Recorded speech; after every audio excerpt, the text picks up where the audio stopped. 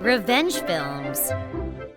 We are a family of 3, and our daughter is in kindergarten. We live not far from my parent-in-law's house, and my father-in-law lives there alone. He has loved his granddaughter so much since she was born.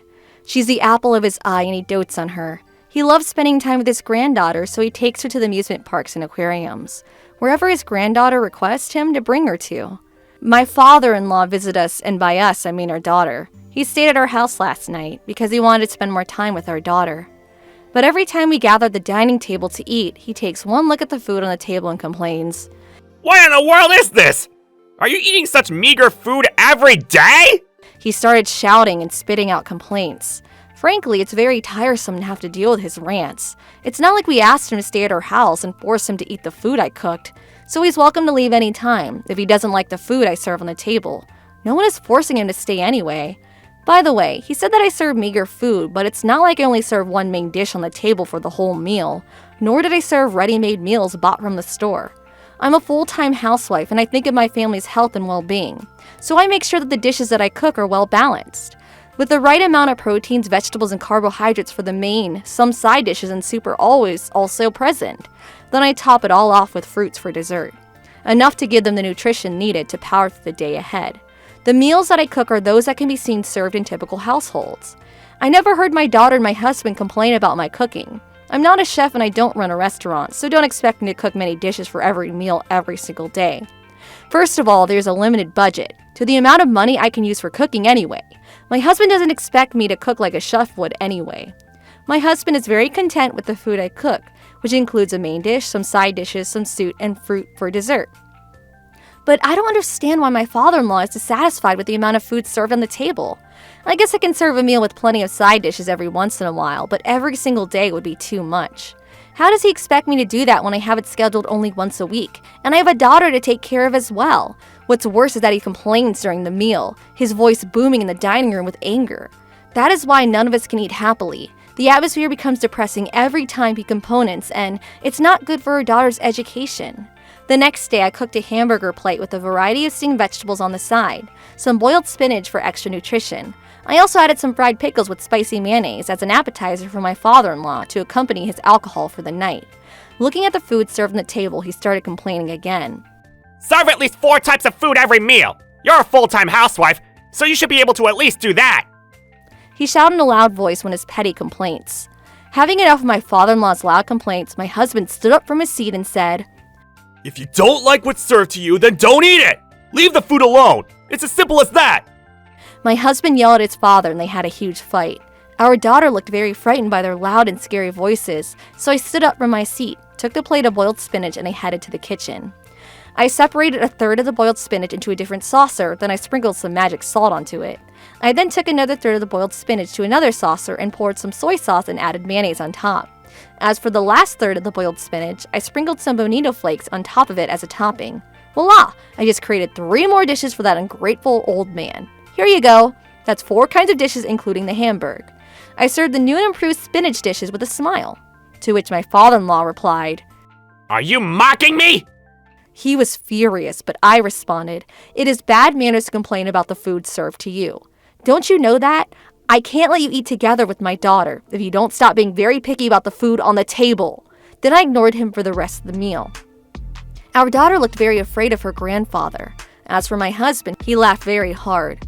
My father-in-law went silent because I used a granddaughter's card, threatening him not to see his granddaughter if he doesn't stop complaining and eat dinner silently. He doesn't like the food served, but apparently he wants to eat together with his granddaughter.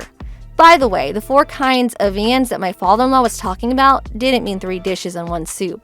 What he meant was that if the main dish is meat, then the sub-dishes should be fish, 1 grilled and another simmered. On top of that, he also demands that I serve him raw fish such as sashimi and steamed seasonal vegetables. He expects to be treated like a guest at a 5-star restaurant. How does he expect me to cook all that? It's not like I'm his personal chef or anything. I'm just an ordinary housewife cooking ordinary home-cooked meals. My father-in-law snarled at me, but unfortunately for him, I'm not the type to shudder when told. In the contrary, I'm the type of person to get heated up when attacked. I'm not the type to easily back down. I'm the type to think of every possible way to defeat the offender. My husband knows that about me, so he didn't force himself to cover up for me. Then, the next day, my father-in-law came to the kitchen while I was preparing for dinner. Where's the dinner? How many more hours do I have to wait? When are you gonna serve it on the table? He started complaining again, so I said in a happy tone, "Please wait just a little longer." I tried to sound as happy as I could while prepared the meal. "Dinner is ready." I called everyone to the dining room and showed them what was for dinner. Lined up on the table are 3 types of tofu dishes. The first one is a chilled tofu flavor with sesame seed dressing, and the second kind of chilled tofu is sprinkled with grated ginger, and the third type of chilled tofu is topped with sliced green onion. Plus, of course, grilled fish as per his request. I also served some crispy bacon salad and miso soup with some mushrooms, because tonight's theme is Japanese dining. I served a total of 5 dishes with a smile on my face. "Look, father-in-law, I made 5 dishes for dinner as per your request. Are you happy with that? Please enjoy your meal." Upon seeing the tofu dishes lined up on the table, my father-in-law went speechless. Just the kind of reaction I was expecting from him. It's a parade of chilled tofu after all. I just topped them with different flavors. After seeing such a horrendous sight, my father-in-law said that he will go home tomorrow. That's why I made a triumphant pose inside my head. By the way, the reason why my father-in-law visited is not to bully me and complain about my cooking. His main and only reason for staying at our house is to see his granddaughter and spend time with her. He spent most of his time working before, but ever since he retired from his job, he started spending more time with his granddaughter. It's probably because he has plenty of time on his hands now. Sometimes when he comes to visit his granddaughter, he stays for 1 or 2 nights, because he can't get enough of his granddaughter. I know, our daughter is very irresistibly cute. He is always very excited to see his granddaughter. That is why my father-in-law is very sweet when it comes to his granddaughter, and he listens to everything she asks him to do. When my daughter says she wants to go to the park, he says, "Okay, little girl. Grandpa will take you to the park." He holds her hand and takes her to the park. Then when our daughter says she wants to eat cake, my father-in-law immediately takes her to the cake shop at the mall. He buys his granddaughter's favorite strawberry shortcake without any hesitation at all. So I don't think he should be yelling and complaining in front of his granddaughter. But according to him, meals are non-negotiable for him. However, he loves his granddaughter so much that he can't resist her. But as for me, I can't resist having someone complain about my cooking when I didn't even invite him in the first place. So when I heard that my father-in-law was finally going home, I was very happy and in a great mood. So the next day, I excitedly asked my father-in-law, "You're going home today, right?" I plastered a huge smile on my face when I asked him. "I will go home after I see my granddaughter come home," he responded. I guess he really loves his granddaughter that much, I thought to myself. My father-in-law looked very sad that day. Maybe the thought of not being able to see his granddaughter for a while would be quite tough for him, because a few minutes later, he went to the kitchen and showed up in front of me while I was cleaning the house. "I'm sorry for what I did. I'm a bad grandfather for complaining about the food." He apologized with a dejected look on his face. He loves his very first granddaughter so much, so he probably wanted to stay just a little bit longer to see his granddaughter. Or maybe he didn't want to go home yet, because he apologized properly to me. Well, my mother-in-law passed away a few years ago, so I guess he's even more sad and lonely because of that. But well, come to think of it, my father-in-law did mention to me that my mother-in-law was a very good cook. So she cooked a lot of food for every meal, and every day was like a buffet according to him. I guess if that's what he's used to, I sort of understand how he feels, but we do things differently in this household. That is why I told my father-in-law to promise not to complain about the food and promise not to yell in front of his granddaughter. Also, I made him promise not to act selfish, but instead think of everyone. I decided to leave it there as originally planned. My father-in-law then started singing and dancing very happily. He should have just been obedient like that from the start. To be honest, it's a bit terrifying that ever since a bigoted and stubborn grandfather would listen to and obey his little granddaughter. Now in a very good mood, my father-in-law went to the home improvement store and bought plenty of things. I heard some noises coming from the front lawn, so I went outside to check what my father-in-law was up to. "What are you doing here?" I asked him, to which he had replied that he was planting flowers for her cute little granddaughter. He told me that my daughter looked very happy when she saw a row of flowers in full bloom at the park when they went out for a stroll the other day.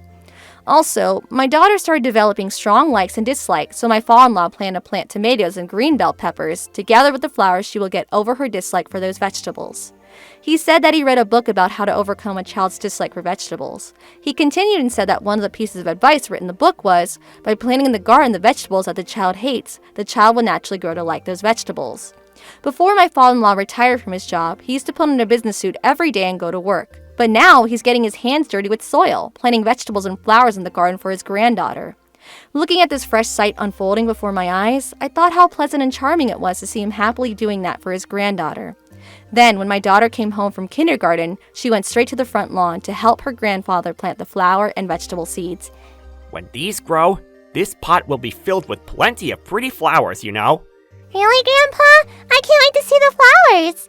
It won't flower right away, but let's grow these flowers together, okay? Also, these are tomato and green bell pepper seeds. Tomato and green bell pepper seeds? I don't eat those. These tomatoes and bell peppers are special because you and I will plant them, so they will grow to become delicious tomatoes and green bell peppers. We will harvest plenty of these, so the harvest will be very fun. Really? Yes, really. So promise me we'll eat them together? Yes, promise. My daughter's likes and dislikes were getting pretty tricky to handle, but I guess the book was right about overcoming the vegetables children hate. If my daughter helps with growing vegetables, she might grow fond of them and eat those vegetables. I felt relief seeing the huge smile plastered on her face. My father-in-law is quite bothersome because he complains about the food I cook and even yells during dinner in front of his granddaughter, but he really is a very good grandfather to my daughter.